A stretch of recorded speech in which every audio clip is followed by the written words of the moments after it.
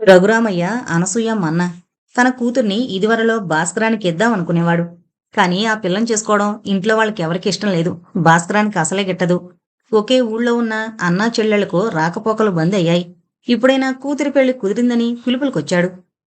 అన్నయ్య మళ్ళీ ఇన్నాళ్ళకి వాకిట్లోకొచ్చాడు, అంతే చాలు అనుకుని కాళ్లకు నీళ్ళిచ్చి కుశల ప్రశ్నలు వేసింది అనసూయమ్మ. అనసూయ, బావేడి? భాస్కరం ఎక్కడా కనిపించడు. కోడలి పిల్ల కాపురానికొచ్చిందా? అన్నింటికీ వివరంగా జవాబులిస్తోంది అనసూయమ్మ. కాఫీ తెచ్చిన రేణుకను చూస్తూ, ఇది నీ ఆఖరి కూతురు రేణుక కదూ? ఇంకా దీనికి సంబంధాలేం చూడ్డంలే? మరీ 25 దీన్ని ఎవరు చేసుకుంటారు? ఇంకా 2 ఇలాగే ఊరుకుంటే ఏ రెండో పెళ్లి వాడినో వెతకాల్సిందే. ఇంకేమవుతుంది పెళ్ళి? అన్నాడు నిరసనగా. మహా గొప్ప, నీ కూతురికే పెళ్లి కుదిరిందని ఆ ఆనందంలో 2 క్రితం చూసిన నన్నే గుర్తుపట్టే స్థితిలో లేవు.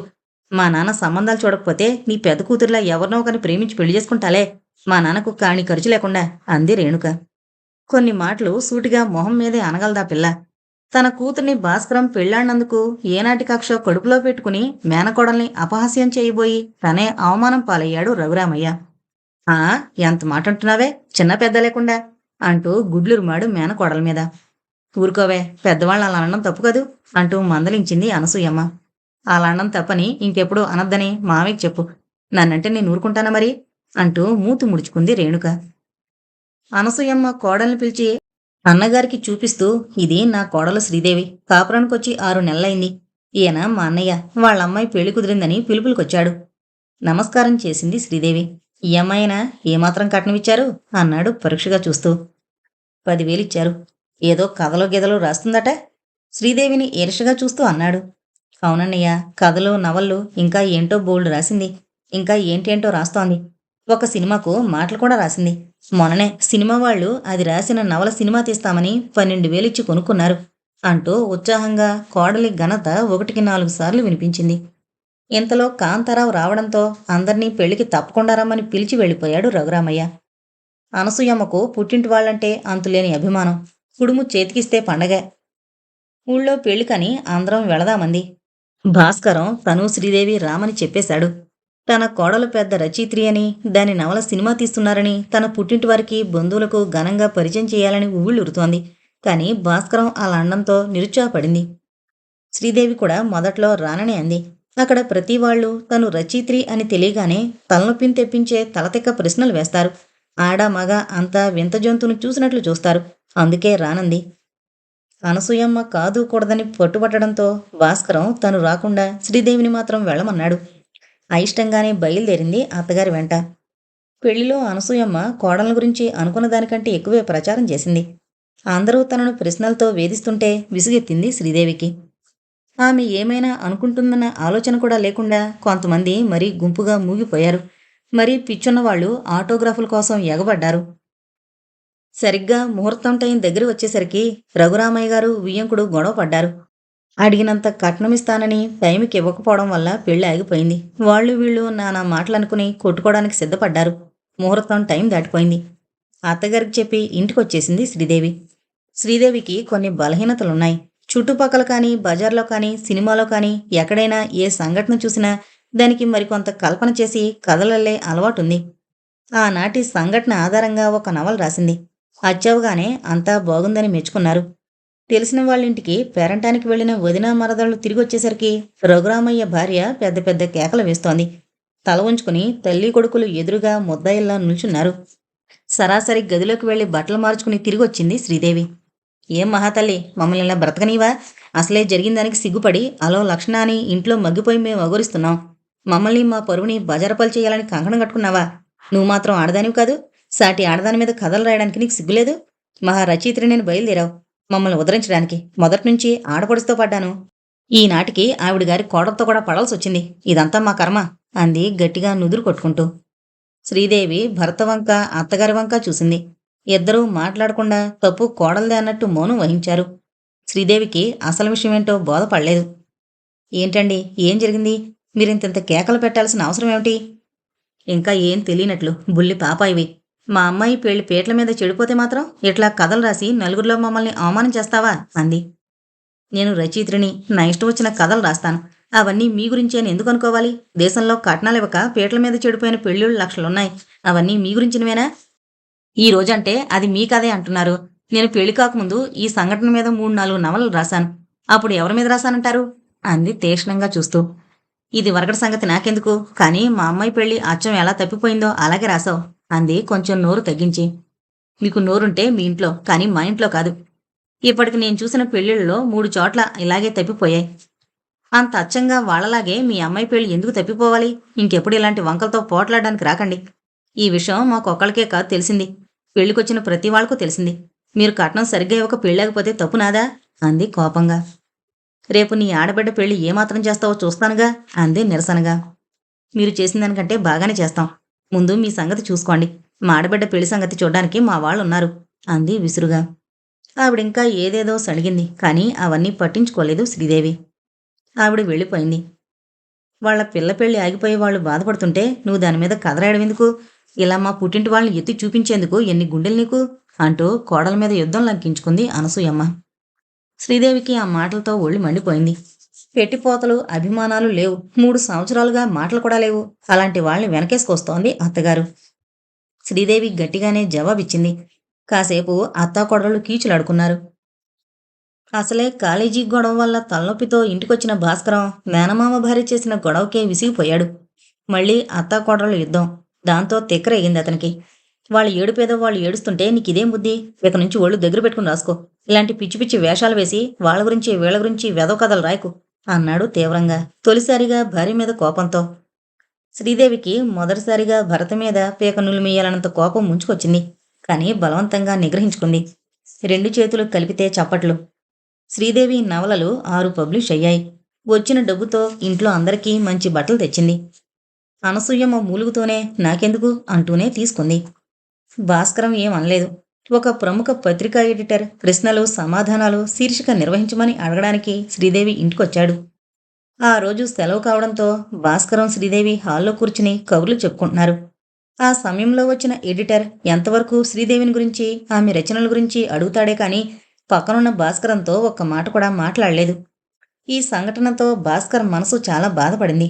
రచయిత్రి భరతగా తనను గుర్తించాలని అతని ఆరాటం.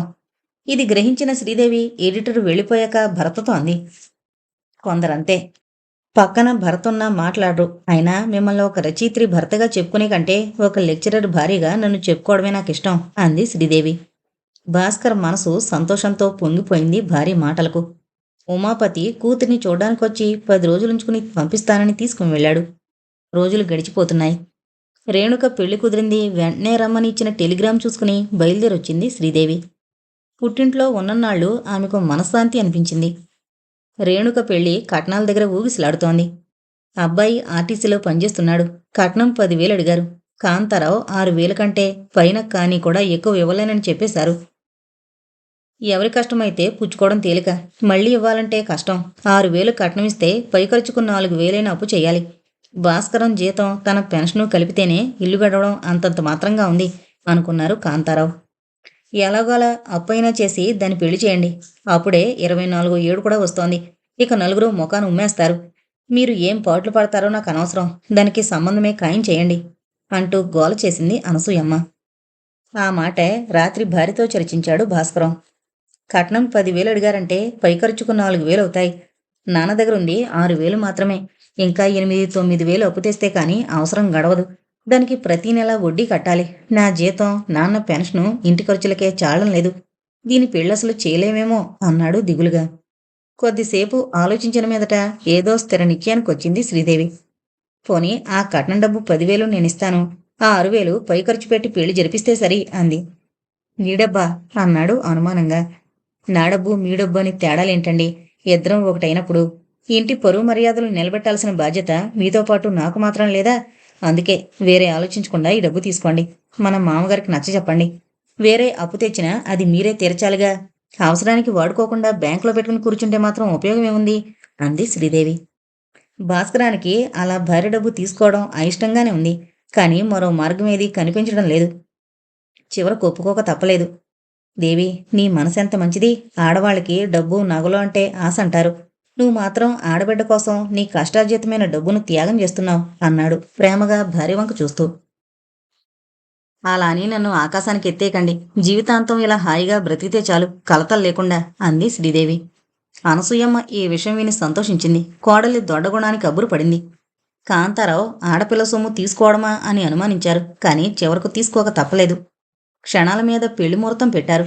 రేణుక తన పెళ్లికి వదిన డబ్బిస్తోందని తెలిసి, నీ డబ్బుతో నాకు పెళ్ళొద్దొదినా, అదృష్టం ఉంటే అవుతుంది, లేకపోతే లేదు అంది నిర్లిప్తంగా. అదేంటి రేణు, నేను మాత్రం పరాయిదాన్నా? నా డబ్బంతా ముట్టుకోందా చెప్పు. నిజం మాట్లాడితే మీ అన్నయ్య కూడా కొంత సాయం చెయ్యాలి. ఆయన భారీగా నేను చేస్తున్నాను, ఇంకేం మాట్లాడకు అని రేణుక నోరు మూసింది. అనుకున్నట్లుగానే మేఘాల మీద హడావిడిగా రేణుక పెళ్లి జరిగిపోయింది శంకరంతో. జరపాల్సిన ముద్దు ముచ్చట్లన్నీ జరిపించి రేణుకను కాపురానికి పంపారు. వెళ్లే ముందు రేణుక, శ్రీదేవి ఒకరినొకరు కావలించుకుని కన్నీరు కార్చారు. ఊళ్ళోనే కదా, వస్తూ ఉంటాన్లే అంటూ ధైర్యం చెప్పింది. కుటుంబానికి కావలసిన సామానంతా కొనిచ్చింది. అత్తగారితో పాటు వెళ్లి రేణుకను దింపొచ్చేస్తూ 50 రూపాయలు వద్దంటున్నా చేతిలో పెట్టింది. సొంత సోదరి కంటే ఎక్కువగా చూసుకుంటున్న శ్రీదేవి ప్రేమకి కరిగిపోయింది రేణుక. ఏమేం శ్రీదేవి, నీకోసం ఎవరో వచ్చారు అంది అనసూయమ్మ వంట చేస్తూ. ఎవరో అని చూసింది శ్రీదేవి. నల్లగా పొట్టిగా పీలగా ఉన్నాడు. ఎవరో పాఠకుడు కాబోలనుకుంది. నేను పత్రికా ఎడిటర్ని. మేం కొత్తగా ఒక పత్రిక పెడుతున్నాం. దానికి మీ సహకారం కావాలి అన్నాడు మొహమాటంగా. ఎంతమాట? మీకు మా సహకారం, మాకు మీ సహకారం ఎప్పుడూ అవసరమే. విషయమేంటో చెప్పండి, పర్వాలేదు అంది శ్రీదేవి నవ్వుతూ. మా పత్రికకి మీరొక హాస్యరస ప్రధానమైన సీరియల్ రాసివ్వాలి. వారం వారం ప్రచురిస్తాం. దాంతోపాటు మంత్లీని కూడా రిలీజ్ చేద్దాం అనుకుంటున్నాం. దానికి మీరు నవల అందించాలి. సీరియల్ మాత్రం మొదటి సంచిక నుంచి ప్రచురిస్తాం. నవల వీలు వెంబడి వేస్తాం. అలాగేనండి. మీకు ఎప్పట్లోగా అందించాలి? ఈ మాసాంతరానికి ముందు సీరియల్ ఇచ్చేయండి. నవలకి 4 రోజులు టైం తీసుకోండి. అలాగే, మీరు చెప్పిన టైంకి నవల, సీరియల్ అందించగలను అంది నిశ్చయంగా. ఇక ఉంటానండి అంటూ సెలవు తీసుకున్నాడు ఎడిటర్. అలా నీతో మాట్లాడకపోతే భాస్కరంతో మాట్లాడకపోయాడు అంది అనసూయమ్మ అదో నేరంగా. ఆయన నిద్రపోతున్నారండి. ఎవరైనా వస్తే లేపొద్దని చెప్పారు. ఆ వచ్చినాయన పత్రికా ఎడిటర్. వాళ్ళు పెట్టబోయే కొత్త పత్రికకి నవల, సీరియల్ కావాలని వచ్చారు. అవి ఎలాంటివి కావాలో నాకు చెబితే తెలుస్తుంది, కానీ ఆయనకి చెబితే ఏం తెలుస్తుంది అంది కొంచెం సీరియస్గా. మగపిల్లాడు ఇంట్లో ఉన్నాడుగా, వాడికి తెలియపోవడానికి చిన్నవాడా చితకవాడా అంది. ఇక ఆవిడతో వాదించడం వ్యర్థం అనిపించింది శ్రీదేవికి. అనసూయమ్మ ఇంకేం మాట్లాడలేదు. రేణుక కాపురానికి వెళ్ళాక ఊళ్ళో అయినా ఒక్కసారి కూడా రాలేదు. శ్రీదేవికి రాతలో పడి తెమళ్లం లేదు. మధ్యాహ్నం తీరుబడిగా రాసుకుంటుంటే శంకరం వచ్చాడు. ఆమె తప్ప ఇంట్లో ఎవరూ లేరు. అక్కయ్య గారు, ఇంట్లో ఎవరూ లేరా అన్నాడు. లేరండి, ఇలా వచ్చి కూర్చోండి. అంతా బయటకు వెళ్లారు. రేణుక రాలేదేం? కులాసాగా ఉందా? ఉందండి. బావగారు సాయంత్రానికి కాని రారా అన్నాడు. 6 కూడా అవుతుంది ఒక్కోసారి. అరే, చాలాసేపు అవుతుందే అన్నాడు నిరాశగా. ఏంటి, ఏదైనా అర్జెంటు పనా? రేణుక వాళ్ళ అన్నయ్యని అడిగి అర్జెంటుగా 50 రూపాయలు తెమ్మంది. ఎందుకంటే చెప్పలేదు. మీకెందుకు అవన్నీ, మా అన్నయ్యని అడిగి తెచ్చిపెట్టండి అంది. సరే, ఎంతైనా పెళ్ళయ్యాక పెళ్ళం మాటలు వినాల్సిన వాణ్ణేగా. ఎంత మొహమాట పడ్డా తప్పుతుందా? అందుకే ఇలా వచ్చాను అన్నాడు శంకరం. ఆయన వచ్చేసరికి లేట్ అవుతుందేమో, ఉండండి, రాత్రి భోంచేసి వెళుదురు గాని. అత్తయ్యగారు పురాణానికి వెళ్లారు కూడా. కాఫీ తెచ్చిస్తూ అంది. మళ్ళీ వస్తాలండి, కొంచెం అర్జెంటు పని మీద వెళుతున్నాను. బావగారు లేరుగా, మరోసారి వస్తాను అన్నాడు లేచి నిలబడుతూ. ఎందుకు, ఈలోగా నా దగ్గరుంది, తీసుకువెళ్ళండి అంటూ తన పర్సులోంచి 50 రూపాయల నోటు తీసిచ్చింది. వద్దు వద్దు అని మొహమాట పడుతూనే తీసుకున్నాడు శంకరం. రాసుకుంటున్న శ్రీదేవి ఒక్క నిమిషం ఆపి ఆలోచించడం మొదలుపెట్టింది. తను వచ్చేటప్పుడేగా రేణుకకి 50 రూపాయలిచ్చింది. అప్పుడే ఏం అవసరం వచ్చిందబ్బా? బహుశా శంకరానికి తెలియకుండా ఏ స్టీలు సామాను కొనుంటుంది. అందుకే రహస్యంగా కబురు చేసింది అనుకుని మళ్ళీ తన పనిలో మునిగిపోయింది. శ్రీదేవి నవల ఆధారంగా తీసిన సినిమా రిలీజ్ అయింది.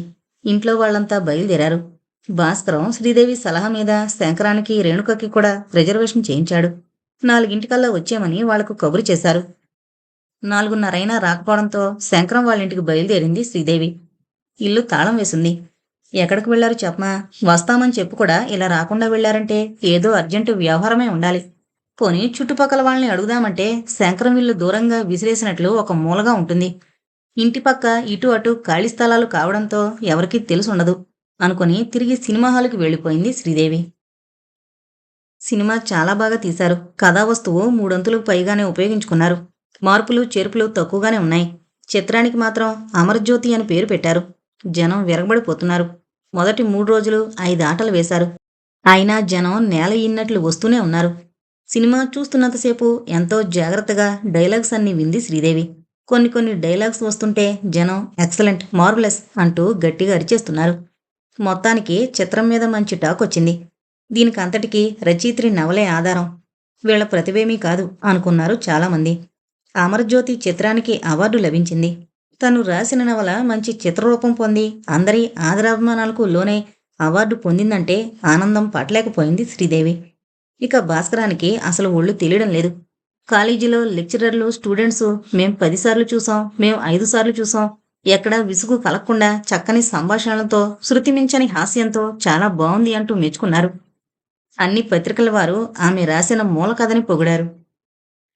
ఈ మధ్య శ్రీదేవిని ప్రెస్ మీటింగులకి పిలవడం మొదలుపెట్టారు. తరచుగా పిక్చర్లకి ఇన్విటేషన్స్ వచ్చేవి. సాధ్యమైనంత వరకు అత్తగారికి శ్రమ లేకుండా పనంతా చేసి వెళ్లేది శ్రీదేవి. సభలకు, సమావేశాలకు, శతదినోత్సవాలకు తప్పనిసరిగా వెళ్లాల్సొచ్చేది. అనసూయమ్మకు మాత్రం కోడలు ప్రతిరోజు ఏదో ఒక వంకన ఊరి మీద పడి తిరగడం నచ్చేది కాదు. పిల్లి మీద, ఎలక మీద పెట్టి కోడల్ని సాధించేది. మొదట్లో తనను కానట్లు పట్టించుకోకుండా ఊరుకున్న క్రమంగా అత్తగారి ధోరణి ఆమెకు విసుగు కలిగించేది. ఆ పేటలోనే ఆ ఆడవారి కోసం మహిళా మండలి స్థాపించారు. దాని ప్రారంభోత్సవానికి కలెక్టర్ గారిని ముఖ్య అతిథిగా శ్రీదేవిని ఆహ్వానించారు. మర్నాడు అత్తగారిని కూడా వెంట రమ్మంది శ్రీదేవి.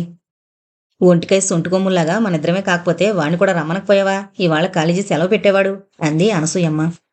అది మహిళా మండలి ప్రారంభోత్సవం. ఎక్కువ మంది ఆడవాళ్ళని పిలిచారు. నాకు ఒకటే ఇన్విటేషన్ పంపారు. మీరు కూడా చూస్తారు కదా అని రమ్మన్నాను. పైగా నేను స్టేజ్ మీద కూర్చుని ఆయన అందరిలో ఒక మూలగా కూర్చుంటే నాకు బాగుండదు అంది శ్రీదేవి సౌమ్యంగానే. స్టేజ్ మీద కలెక్టర్ గారి పక్క సీట్లో కూర్చున్న కోడల్ని చూసి చిరాకు పడింది అనసూయమ్మ. స్టేజ్ మీద నీ మొగుడిని కూర్చొనివరన్నావు? వాడెవడో నీ పక్క కుర్చీలా కూర్చోలే. ఇదో వంక. ఆడది తిరిగి చెడింది, మగాడు తిరక చెడ్డాడు అని అంది అనసూయమ్మ. చెప్తే అర్థం చేసుకోరేం. ఆయన్ని ప్రారంభోత్సవానికి పిలిచారు. అంతేకాని ఊరికే వచ్చి నా పక్కన కుర్చీలో కూర్చోలే. ఇలాంటి వంకలు డొంకలు నాకేం చేతకావు. కావాలంటే ఆయన వచ్చాక అడగండి అంది విసురుగా. కొత్తలో భారీ కథలు తనే స్వయంగా ఫేరు చేసేవాడు భాస్కరం. ఇప్పుడెందుకో అంత ఇంట్రెస్ట్ చూపించడం మానేశాడు. శ్రీదేవి చెప్పిన ప్రకారం నవల పూర్తి చేసింది. అమ్మయ్య, ఈ వాళ్ళకి తీరిక దొరికింది. సాయంత్రమైనా రేణుకింటికి వెళ్ళాలి. పోనీ తనైనా ఒకసారి రాకూడదు? ఏంటో పెళ్ళైతే చాలు ఈ ఆడపిల్లలు కన్నవారిని, స్నేహితుల్ని అందరినీ మర్చిపోతారు అనుకుంది విసుగ్గా. అయినా రేణుకుని అనుకుంటోంది కానీ తను మాత్రం అమ్మాయి అంత బెంగ పెట్టుకున్నానని రాసినా వెళుతోందా? రేపటినుంచైనా క్రైమ్ కథ మొదలు పెట్టాలి అనుకుంది. దబదబా తలుపు కొట్టిన శబ్దానికి ఆలోచనలో ఉన్న రేణుక ఉలిక్కి పడింది. ఎవరే ఉంటారా అని. అమ్మా నాన్న తరచుగా రారు. అన్నయ్యకు కాలేజీ గొడవతో సరిపోతుంది. వదిన ఇంత ఎండవేళొస్తుందా అనుకుంటూ వాకిట్లో బెల్లం మోగినట్లు విని తలుపు తెరిచిన రేణుక శ్రీదేవిని చూసి నిర్ఘాంతపోయింది. సంస్కారం లేని తల, గుంటలు పడ్డ కళ్ళు, బయటకొచ్చిన పళ్ళు, మురికొడుతున్న బట్టలతో అన్నం తిని ఏ వారం రోజులైందో అన్నట్లుగా ఉన్న రేణుకను చూస్తుంటే శ్రీదేవి కళ్ళల్లో నీళ్లు తిరిగాయి. తను చూస్తున్న మనిషి రేణుక అవునా కాదా అన్న అనుమానంతో వదినా అంటూ ఎన్నాళ్లకో ఆత్మీయులు చూసిన రేణుక శ్రీదేవిని గట్టిగా కౌగిలించుకుని బిగ్గరగా ఏడ్చేసింది. రేణు, ఏంటిలైపోయావు? నీ ఒంట్లో బాగుండం లేదా? ఎన్నాళ్ళనుంచి? అందుకే శంకరవన్ని డబ్బు కోసం వచ్చాడన్నమాట. మాట మాత్రంగా చెప్పలేదే మరి అంటూ ఆతృతగా కంగారుగా ప్రశ్నించింది శ్రీదేవి. కాసేపయ్యాక సర్దుకుంది రేణుక. నా ఒంట్లో బాగానే ఉంటుంది. ఏంటి, ఆయన డబ్బు కోసం అక్కడికొచ్చారా? ఎంతిచ్చావు? 50. ఇంతకీ అయినా ఇంట్లో లేరు. నువ్వొచ్చే ముందే బయటికి వెళ్లారు అంది కళ్ళు తుడుచుకుంటూ. ఆ రోజు సినిమాకని టికెట్లు తెప్పించి మీరెంతకీ రాకపోతే మీ ఇంటికొచ్చాను. కానీ మీ ఇల్లు తాళం వేసింది. ఏమైనా అర్జెంటు పని మీద వెళ్లారేమో అనుకున్నాను. అన్నయ్య రెండోసారి డబ్బు కోసం వచ్చినప్పుడు నువ్వు అర్జెంటుగా మీ అత్తారింటికి వెళుతున్నట్టు చెప్పారు. అందువల్ల వచ్చాక రావచ్చులే అనుకున్నా. పైగా ఈ మధ్య ఒక సీరియల్ నవల రాసిమ్మని కొత్త పత్రికల వాళ్ళు అడిగారు. అందువల్ల ఆ పనిలో ఉండి కాస్త ఆలస్యం చేశాను. నువ్వెప్పుడొచ్చావు? ఇల్లంతా ఇలా బోసుగా ఉందేమిటి? సామాన్లేం కనపడవు. ఇల్లు ఖాళీ చేస్తున్నారా అంది శ్రీదేవి నలుమూలలా కలిగి చూస్తూ. లేదు. ఇంత అర్జెంటుగా ఊరెళ్ళావెందుకు అంది రేణుకను చూస్తూ. వదినా అంటూ 2 చేతుల్లో మొహం దాచుకుని వెక్కి వెక్కి ఏడ్చింది రేణుక. ఎప్పుడూ ధైర్యంగా ఉండి ఏ చిన్న విషయానికి కంటతడి పెట్టని రేణుక అలా ఏడ్చేసరికి ఏమీ అర్థం కాలేదు శ్రీదేవికి. రేణు, ఏమైంది? ఎందుకు ఏడుస్తున్నావు? ఏం జరిగింది? అన్నయ్య ఏమైనా అన్నాడా? చెప్పు రేణు అంటూ బ్రతిమాలింది శ్రీదేవి. ఆయన విషయంలో మనం చాలా మోసపోయాం వదినా. ఆయన మనల్ని చాలా మోసం చేశారు అంది కన్నీళ్లు కరుస్తూ. మోసమా? మోసమేమిటి రేణు? మీ నాన్నగారు అన్ని వివరాలు కనుక్కున్నారుగా. ఎంతకీ ఏం జరిగింది? ఆయన ఒట్టి మోసగాడు. ఉద్యోగం లేదు, సద్యోగం లేదు. పెళ్లి టైంలో అలా అని చెప్పి అబద్ధం ఆడారు. ఆయనకు పేకాట, తాగుడు, ఆడవాళ్లతో సంబంధాలు అన్నీ ఉన్నాయి. అవన్నీ తెలుసుకోలేక మనం ఈ గోతిలో దిగాం. నిజం? ఇది నిజమా రేణు? శంకరం నిజంగా అలాంటి మనిషా? అసలేం జరిగింది? మొదటి నుంచి చెప్పు అంది శ్రీదేవి. అందంగా అలంకరించుకుని ఆఫీస్ నుంచి రాబోయే భర్త కోసం ఎదురు చూస్తోంది రేణుక. ఉదయం ఆఫీస్కి వెళుతూ సాయంత్రం నేనొచ్చేసరికి సిద్ధంగా ఉండు, సినిమాకి వెళదాం అని చెప్పాడు శంకరం. మరోసారి వీధిలోకొచ్చి తొంగి చూసింది రేణుక. ఎక్కడా శంకరం జాడలేదు. ఛీ, ఏం మగాళ్ళో, సినిమాకు వెళదామన్న పెద్ద మనిషి రావడానికి ఎంత ఆలస్యమా? అప్పుడే 5:30 కూడా దాటిపోతోంది. ఇంకా రాలేదు. ఆ పిక్చరు ఇవాళతోనే ఆఖరవ్వాలా? ఎన్నాళ్ళుగానో చూద్దాం చూద్దాం అనుకుంటూనే వీలుపడక ఈరోజు తీసుకువెళతానని చెప్పారు. అమ్మ వాళ్ళింట్లో అయితే వదిన, తను కలిసి హాయిగా వెళ్ళేవారు. పోనీ నేను ఒక్కరితోనే మ్యాట్నీకి పోతానంటే ఒంటరిగా వద్దంటారు. ఈ మగాళ్ళతో ఇదే వచ్చిన చిక్కు. మరోసారి వీధి మలుపు వరకు చూసింది రేణుక. ఉహుం, ఆయన ఈవేళ తీసుకెళ్లరు. ఒకవేళ వస్తుంటే దారిలో ఏదన్నా అర్జెంటు పని తగిలిందో, ఏ స్నేహితులైనా అడ్డగించారో, లేకపోతే సెకండ్ షోకి వెళ్ళొచ్చులే అని ఊరుకున్నారేమో. అంతే ఉండాలి. రేణుక ఎదురు చూస్తూ ఆలోచనలతో గడిపేస్తుంటే 8 దాటిపోయింది. ఇంకా రాలేదు. పెళ్ళైన ఇన్నాళ్లలో ఎప్పుడింత ఆలస్యం కాలేదు. బట్టలు మార్చుకుని వారపత్రిక పట్టుకుని కూర్చుంది. కానీ మనసు దాని మీదకి పోలేదు. రేణుక ఏ విషయంలో అయినా డిసప్పాయింట్ అవడం సహిస్తుంది, కానీ సినిమా విషయంలో మాత్రం భరించలేదు. పుస్తకం తిరగేస్తుంటే మనసు పుట్టింటి వైపు దారి తీసింది. వదిన ఏం చేస్తుందో? ఆయన ఏం చేస్తుంది? వంట వరపు ముగించుకుని అన్నయ్య ఎదురుగా ఉంటే కబుర్లు చెప్పుకుంటూ ఉంటారు, లేకపోతే సినిమాకు వెళతారు. ఒంటరిగా ఉంటే ఏదో కథ మొదలుపెట్టి ఉంటుంది. పోనీ ఒక్కసారి అక్కడకు వెళ్ళొద్దామంటే ఆయన పర్మిషన్ తీసుకోవాలి. అమ్మ నాన్న అయినా చూడ్డానికి రారు. అదేమంటే, మొదట 4 పిల్లలు చనిపోయాక పిల్లలంటే ఇక మాకు విరక్తి కలిగింది. ఎక్కడొక్కడ సుఖంగా ఉంటే చాలులే అనుకుంటాం, కానీ వాళ్ళ మీద ప్రాణాలు పెట్టుకోం అంటారు. అన్నయ్యది అదో రకమైన మనస్తత్వం. ఇంట్లో కూడా ఎక్కువగా మాట్లాడేవాడు కాదు. మా ఇంటికి ఒకసారి రాకూడదా అన్నయ్య అంటే, నా కాలేజీ ఈ మూల, మీ ఇల్లు ఆ మూల. ఏంటో ఇలాగే సరిపోతుంది. నువ్వే వస్తూ ఉండు, నలుగురిని చూడొచ్చు అంటాడు. వదిన కూడా కొత్తలో 2-3 సార్లు వచ్చింది, కానీ ఆ తర్వాత రావడం మానేసింది. బహుశా రాసుకోవడంలో పడిపోయి ఉంటుంది. ఆలోచిస్తూ పడుకున్న రేణుకకి 9 గంటలకు సైరన్ కూయడం వినిపించింది. అప్పుడే 9? ఇంకా ఈయన రాలేదు. పోనీ వెధవ సినిమా, ఇలా వెళతామో లేదో అనుకుంటుంటే సినిమా చూడాలన్న ఉత్సాహం కూడా అంతరించిపోతుంది. బయట రిక్షా ఆగిన చప్పుడు వినిపించింది. ఆయనైతే సైకిల్ మీద వస్తారు, బెల్ల వాయిస్తారు, అది గుర్తు. తాగితే తప్పేముంది వారేవా అంటూ ముద్ద ముద్దగా తాగినవాడి మాటలు వినిపిస్తున్నాయి. వీడి మొహం మండ, ఎవరో తాగుబోతు కాబోలు. ఎప్పుడో తాగి ఇళ్ల ముందుకొచ్చి వాగుతున్నాడు. అసలే తనకు తాగుబోతులంటే భయం. ఆయనొస్తే తలుపు తీయడమెట్లా? వాడు గబాలనింట్లో దూరితే ఈ వెధవ కొంప ఊరికి చుట్టుపక్కల ఇళ్లకి కూడా దూరం. తలుపు కొడుతోన్న శబ్దం అయింది. బాబోయ్, ఆ తాగుబోతు తలుపు బాదుతున్నట్లున్నాడు. చచ్చాం. పక్కవాళ్ళెవర్ని పిలిచినా తన పిలుపు వాళ్ళకి వినపడదు. ఏంటి దిక్కు? తనకి ఆయనింకా రాలేదు. రేణుక గుండెలు దడదడా కొట్టుకుంటున్నాయి. క్రమంగా తలుపు బాగా చప్పుడవుతోంది. రేణుక, రేణుక అంటూ తలుపు కొడుతున్నాడు. ఆయన గొంతులా ఉంది. ఆయనే అయితే బెల్ వాయిస్తారుగా. సైకిల్ ఎవరైనా ఫ్రెండ్స్కి ఇచ్చారేమో. మరి ఆ తాగుబోతు చచ్చినాడి మాటేటి? ఈసారి శంకరం గొంతు గట్టిగా వినిపిస్తోంది. అమ్మయ్య, ఆయన వచ్చేశారు, ఇక భయం లేదు. రాగానే ఆయన్ని పలకరించకూడదు, కాస్త బెట్టు చెయ్యాలి అనుకుంటూ తలుపు తెరిచింది రేణుక. అంతే, ముక్కులు పగిలేలా బ్రాందీ వాసన. శంకరం బాగా తాగొచ్చాడు. తూలిపోతున్నాడు. ఎంతసేపు కొట్టాలి నేను? ఎక్కడికి వెళ్ళావు? నేనొచ్చి గంటైనా తలుపు తీయాలని తెలీదు? లోపల కూర్చుని ఏ మొగుడుతో సరసాలాడుతున్నావు అంటూ తూలుతూ ముద్దగా మాట్లాడుతూ రేణుక మీదకు వెళ్ళాడు. అంతే, శంకరాన్ని చూసి హడలిపోతూ కెవ్వున కేక పెట్టింది రేణుక. తాగొచ్చారా? ఇవాళ ఏమైంది నీకు? ఎందుకిట్లా జరిగింది? ఈరోజే మొదలా? ఇంతకుముందే ఈ అలవాటుందా? ఇంతవరకు ఎప్పుడు ఈయన తాగడం చూడలేదు. భగవంతుడా, ఏంటి ఘోరం? అతను మీదకొస్తుంటే భయంతో బిక్కచచ్చిపోయి వెనక్కి వెళుతోంది రేణుక. ఏం, నన్ను చూసి ఎవడనుకుంటున్నావే పారిపోతున్నావు? ఆగు. మొగుడింటికి రాగానే అన్నం పెట్టి నీళ్ళోసి పడుకోబెట్టాలని తెలీదు? నువ్వేం పతివ్రతవే అంటూ రేణుకను పట్టుకుని గట్టిగా బాదడం మొదలుపెట్టాడు. భయంతో గజగజ వణికిపోతూనే గట్టిగా ఏడుస్తోంది రేణుక. శంకరం అలా కొడుతూనే ఉన్నాడు. చివరికి పిచ్చి తెగింపుతో తనని ఒడిసి పట్టుకున్న అతన్ని గట్టిగా కొరికి బలంగా ఒక తోపు తోసి పక్క గదిలోకి పోయి తలుపులు వేసుకుంది కంగారుగా. ఏయ్, నన్ను కొడతావటే? చంపేస్తా, నిన్ను నరికేస్తా, వేదవ ఏడుపు మొఖం. నీకంటే ఆ గుడిసెలో ఉండే రాణి నయం. నవ్వుతూ రమ్మని పిలుస్తుంది. రేణుక తోపుకి కింద పడ్డ శంకరం అలా వాగడం ఆమె చెవుల్లో పడుతూనే ఉంది. ఒక క్షణం రాయిలా స్తంభించిపోయింది రేణుక మనసు. ఏంటి, ఆయన తాగుబోతా? అది కాకుండా బజారు మనుషులతో తిరిగే అలవాటు కూడా ఉందా? అమ్మో, ఎంత మోసం! పైకి మామూలుగా కనిపించే ఈయనలో ఇన్ని చెడు గుణాలున్నాయా? భగవాన్, నేనే పాపం చేశానని నన్ను నరకంలో పడేశావు. కనీసం పెళ్లికి ముందేనా ఈ విషయం తెలుసుంటే ఎంత బాగుండేది. అంతా చేయి దాటిపోయింది.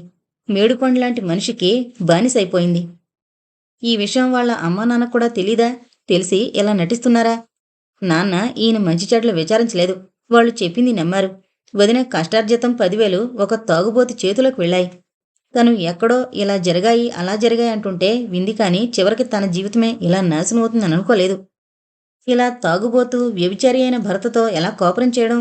కొని అమ్మ వాళ్ళింటికి వెళ్ళిపోతే అప్పుడే 10 అయినట్లుంది. ఈ వైపు రిక్షాలు కూడా దొరకవు. పోనీ నడిచి వెళితే? ఈ రాత్రికి తప్పించుకుని బయటపడితే చాలు. ఎటూ వెళ్ళడానికైనా ముందు గదిలోంచే మార్గం. ఆయన్ని దాటుకుని వెళ్ళడం అంటే మాటలా? ఇంత రాత్రి చీకట్లో ఏ తాగుబోతో వెంటపడితే? అంతకంటే తెల్లవార్లు ఇలా గదిలో ఉండడమే నయం. రేపు తెల్లవారుగానే ఇక్కడి నుంచి వెళ్ళిపోవాలి. ఉదయం నిద్రలేచిన రేణుక మనసు రాత్రి సంఘటనల్ని వెనక్కి నెట్టేసింది. పుట్టింటికి వెళ్ళడానికి కొంచెం సందేహించిందామె. ఒకవేళ తను పొరపాటు పడి అతన్ని అపార్థం చేసుకోవడం లేదు కదా? నిన్న ఫ్రెండ్స్తో ఏ పార్టీకైనా వెళితే బలవంతంగా తాగించారేమో. తను తొందరపడి అక్కడికి వెళితే మళ్ళీ ఇక్కడికి రావద్దంటాడేమో. అమ్మ, నాన్న, అన్నయ్య, వదిన అంతా ఆయన్ని తాగుబోతని అసహించుకుని ఏమన్నా అంటారేమో.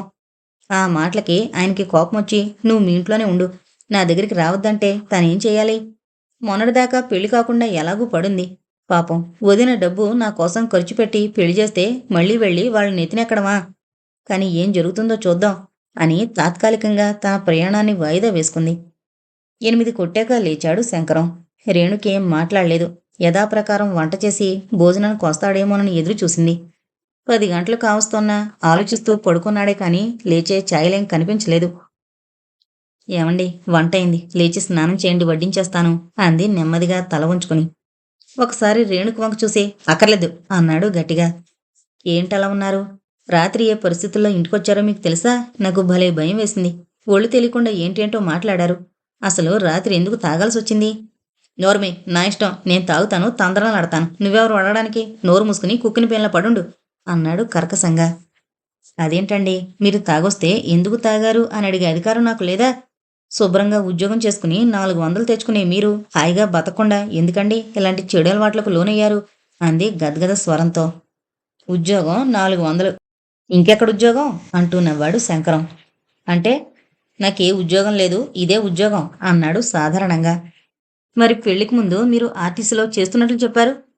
అలా చెప్పకపోతే నాకు 10,000 కట్నం ఎవరిస్తారు? అయినా 10,000 కోసం 4 అబద్ధాలాడితే మాత్రం తప్పేముంది? నవ్వుతూనే అన్నాడు. ఆ, అబద్ధం చెప్పారా? మీకు మీకు ఇది కాక ఇంకా ఏమైనా ఉన్నాయా? వణుకుతున్న కంఠంతో అడిగింది. చెప్పమంటావా? తాగుతాను, బ్రాకెట్టు, పేకాట, జూదం అన్నీ ఆడతాను. కాలం ఒడ్డునున్న పారిజాతం కంపెనీకి వెళతాను. ఏం చేస్తావు? ఎంత మోసం చేశారు? డబ్బు కోసం ఇలా మమ్మల్ని మోసం చేస్తారా? సిగ్గులేదు మీకు? ఇన్ని అలవాట్లున్నప్పుడు పెళ్ళెందుకు? నా జీవితం నాశనం చేశారు. చిచ్చి, ఇంకింట్లో ఒక క్షణం కూడా ఉన్ను. ఇప్పుడే మా వాళ్ళింటికి వెళ్ళిపోతాను అంటూ వెళ్ళిపోతున్న రేణుక భుజం గట్టిగా పట్టుకున్నాడు శంకరం. ఆగు, ఎక్కడికి పోతావు? నువ్వు ఇంట్లోంచి బయటికి పోవడానికి వీల్లేదు. నీ వల్ల నాకు చాలా అవసరాలున్నాయి. మీ వాళ్ళింటికి పరిగెత్తి నా గురించి చెప్దామనుకుంటున్నావేమో. జాగ్రత్త. ఈ క్షణం నుంచి నువ్వు అక్కడికి వెళ్ళినా, నా గురించి ఏమైనా చెప్పినా ముందు మీ వాళ్ళ సేవలు చూస్తావు. ఆ తర్వాత నా సేవను చూస్తావు. నేనెటువంటి వాణ్ణో నీకింకా తెలీదు. నా మాట వినకపోతే ప్రాణాలు తీయడానికి కూడా వెనకాడ్ను అంటూ రేణుకను లోపలికి తోశాడు. అంటే వాళ్ళందరినీ చంపుతారా? అంది గట్టిగా ఏడుస్తూ రేణుక. అవును, నీ కళ్ళెదుటే చంపుతాను. నాకు కావలసింది డబ్బు. దానికోసం ఏం చేయడానికైనా సిద్ధపడతాను. అది ఎలా రాబట్టుకోవాలో నాకు తెలుసు. మీ వాళ్ళకి సంగతి ఉత్తరం రాస్తాను అంది అతని వంక అసహ్యంగా చూస్తూ. ఒకసారి గట్టిగా విరగబడి నవ్వాడు శంకరం. ఏడ్చావు. మా వాళ్ళకి సంగతి ముందే తెలుసు. అయినా నేను మారతానని పెళ్లి చేశారు. సరే కానీ నాకిప్పుడు అర్జెంటుగా డబ్బులు కావాలి. దేనికి? మళ్ళీ తాగడానికేగా అంది రేణుక చేదరింపుగా భర్త వంక చూస్తూ. అలాంటివన్నీ నువ్వు అడగకూడదు. నీ మొగుని కదా, అడిగిన వెంటనే ఇవ్వడమే నువ్వు చేయాల్సింది. తొందరగా తే. నా దగ్గరేం లేదు. నన్ను దింపి వెళుతూ మా వదినిచ్చిన 50 రూపాయలు మొన్ననేగా మీకు ఇచ్చాను. ఇక నేనేం దాచుకోలే. లేకపోతే ఎక్కడైనా తీసుకురా. ఇక్కడ మా చుట్టాలేం లేరు. మా ఆయన తాగుతాడు, ఇమ్మంటే గబుక్కుని తెచ్చి నా చేతిలో పెట్టేందుకు. అందాక దేనికి? మీ వాళ్లకు అర్జెంటుగా డబ్బు కావాలని చిన్న చీటీ రాసి తెచ్చుకుంటాను. నా కంఠంలో ప్రాణం ఉండగా అలా అని రాసివ్వను. ఇవ్వకపోతే అనుభవించు అంటూ రేణుకని పశువు కన్నా హీనంగా బాధసాగాడు శంకరం. రాక్షసుడిలాంటి మొగుణ్ణి ఎదిరించలేక మౌనంగా దెబ్బలు తింటోంది రేణుక. ఆమె శంకరాన్ని మరింత రెచ్చగొడుతోంది. చివరికి రేణుక మెడలో ఉన్న 2 పేటల గొలుసు తీసుకుని వెళుతూ, నా సంగతి ఎవరికైనా చెప్తే గుర్తుందిగా ఏం చేస్తాను అంటూ బయట తాళం పెట్టి వెళ్ళిపోయాడు. ఎవరైనా చూస్తే దూరం నుంచే ఇంట్లో ఎవరూ లేరనుకుంటారని.